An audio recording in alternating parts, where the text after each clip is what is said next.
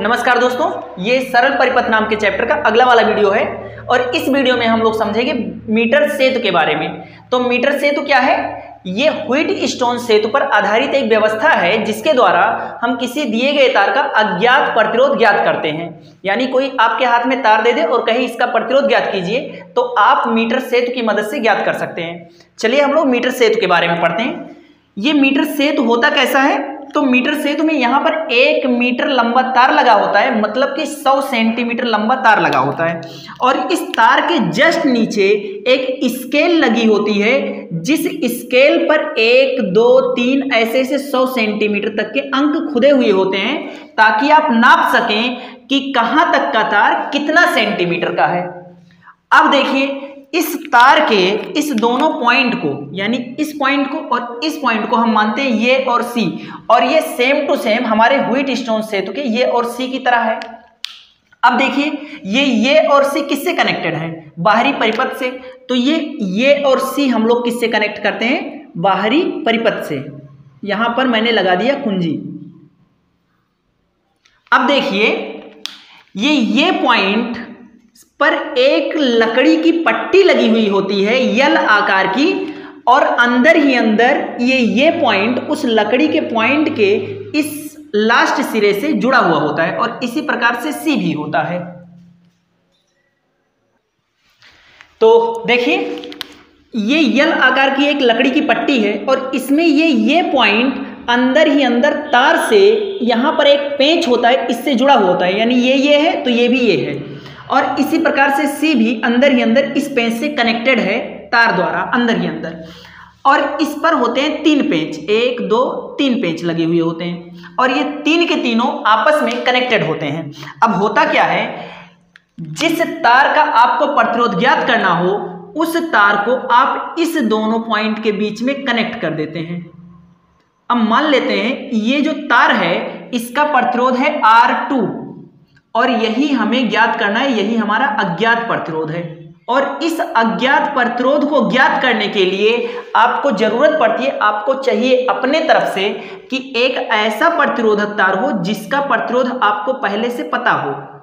यानी कि इस दिए गए तार को, मान लीजिए आपके हाथ में कोई तार दिया गया, कहा गया इसका प्रतिरोध ज्ञात कीजिए, तो आप उसको यहां पर फिट करेंगे, और इसका प्रतिरोध ज्ञात करने के लिए आपके पास पहले से एक ऐसा तार होना चाहिए जिसका प्रतिरोध आपको पहले से पता हो। यानी यहां पर हम लगाते हैं R1, जिसका प्रतिरोध हमें पहले से ज्ञात होता है, यानी ये होता है ज्ञात प्रतिरोध। यहां पर हम लोग, एक होता है हमारे पास पेन जैसी संरचना होती है जिसको हम जॉकी कहते हैं। यहां से हम जॉकी को कनेक्ट करते हैं, यहां से एक तार निकालते हैं, इस तार से जोड़ते हैं गैल्वेनोमीटर को।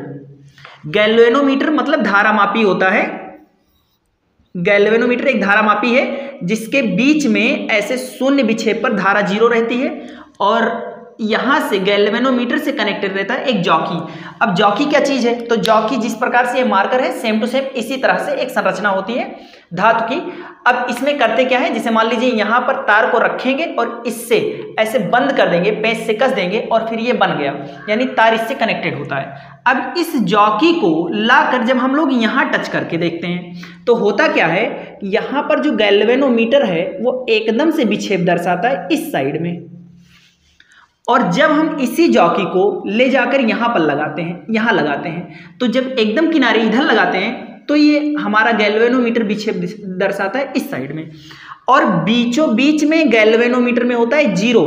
यानी अगर गैल्वेनोमीटर की सुई एकदम सीधी खड़ी है तो कहते हैं कि इसमें से धारा नहीं बह रही है। तो इसको जब हम इधर लगाते हैं तो एकदम इधर हो गया, इधर लगाएंगे तो एकदम इधर हो गया। इसका मतलब बीच में कोई ना कोई ऐसा स्थान होगा जहां पर गैल्वेनोमीटर शून्य विक्षेप दर्शाएगा। तो मान लेते हैं कि वो स्थान ये रहा।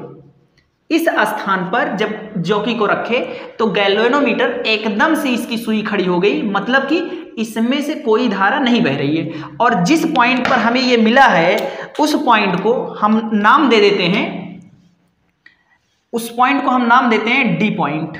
इस पॉइंट को नाम देते हैं डी, और इस बीच वाले पॉइंट को नाम देते हैं हम लोग बी। अब आप लोग पूरी तरह से तुलना कर सकते हैं, अब आप लोग पूरी तरह से इसकी तुलना इससे कर सकते हैं। किस प्रकार से करेंगे? देखिए, यहां पर ये पॉइंट है, बी पॉइंट मतलब ये, सी पॉइंट का मतलब ये और डी पॉइंट का मतलब ये। अब देखिए यहां पर R1 क्या है, ये प्रतिरोध जो कि ये और बी के बीच में लगा है। तो आप भी देखिए ये पॉइंट है तो ये भी ये पॉइंट है, और ये और बी के बीच में R1 है, ये और बी के बीच में R1 है। इसी तरह से बी और सी के बीच में क्या है, R2 है। तो बी और सी पॉइंट ये है तो ये भी सी पॉइंट है, और सी और बी के बीच में क्या है, R2। ये और डी के बीच में R3, ये और डी के बीच में जो इस तार का, इतने तार का प्रतिरोध होगा वही क्या होगा, R3 होगा। यानी यहां का प्रतिरोध हमारा क्या होगा, R3 होगा। और डी और सी के बीच का प्रतिरोध, डी और सी के बीच में R4 होगा। यानी यहां हमारा जो प्रतिरोध बनेगा वो होगा R3, और यहां पर जो बनेगा वो होगा R4। अब इसको देखिए कैसे निकालेंगे। इस तार की सबसे खास बात है इसके एकांक, यानी प्रत्येक सेंटीमीटर तार का जो प्रतिरोध है वो हमें पहले से पता होता है। तो माना, लिखते हैं इस बात को, बराबर यक्स। माना इस तार के प्रति सेंटीमीटर का प्रतिरोध है यक्स, और मान लेते हैं ये जो दूरी मिली है वो है स्मॉल यल। अब आप सोचिए अगर इतनी दूरी है स्मॉल यल तो इतना कितना होगा। अब ये इतना 100 सेंटीमीटर है, अब 100 सेंटीमीटर इतना है तो इतना स्मॉल यल है, तो ये क्या होगा, 100 माइनस स्मॉल यल सेंटीमीटर। अब ये हो गया 100 माइनस स्मॉल यल सेंटीमीटर। अब देखिए इसके प्रति सेंटीमीटर का प्रतिरोध R है, तो स्मॉल यल सेंटीमीटर का क्या होगा, तो स्मॉल यल सेंटीमीटर तार का प्रतिरोध निकाल लेते हैं। अब हर एक सेंटीमीटर का प्रतिरोध यक्स, तो यल सेंटीमीटर तार का प्रतिरोध क्या होगा, जिसको मैंने मान रखा है R3। R3 का मान क्या है, होगा तो यल गुणे यक्स होगा। अरे यार, एक पेन का दाम 3 रुपया, तो 5 का पेन का दाम 3 गुणे 5 रुपया। ऐसे ही प्रति सेंटीमीटर, यानी 1 सेंटीमीटर का, हर 1 सेंटीमीटर का प्रतिरोध यक्स, तो यल सेंटीमीटर, मान लेते हैं यल सेंटीमीटर इतना है, तो यल सेंटीमीटर का प्रतिरोध जिसको मैंने R3 मान रखा है उसका मान क्या होगा, यल गुणे यक्स। अब ऐसे ही 100 माइनस यल सेंटीमीटर तार का प्रतिरोध क्या होगा, जिसको मैंने R4 मान रखा है, ये क्या होगा, तो ये होगा 100 माइनस यल, इसकी लंबाई हो गई, और गुणे यक्स, यानी हर 1 सेंटीमीटर का प्रतिरोध यक्स, तो 100 माइनस यल सेंटीमीटर का प्रतिरोध, इसी में यक्स का गुणा कर दीजिए। अब ये हो गया। अब आप लोग जानते हैं व्हीटस्टोन सेतु से R2 ये बराबर होता है R3/R4। ये हम लोग पहले ही प्रूफ कर चुके हैं। अब इसमें मान रख देते हैं। तो देखिए R1 की जगह पर मैं लिखता हूं, R1 की जगह पर क्या होगा, यहां लिखते हैं। R1 की जगह पर कितना मान है, R1 की जगह पर R1 मान है, बटे R2 का मान क्या है, तो R2 का मान ही तो हमें ज्ञात करना है।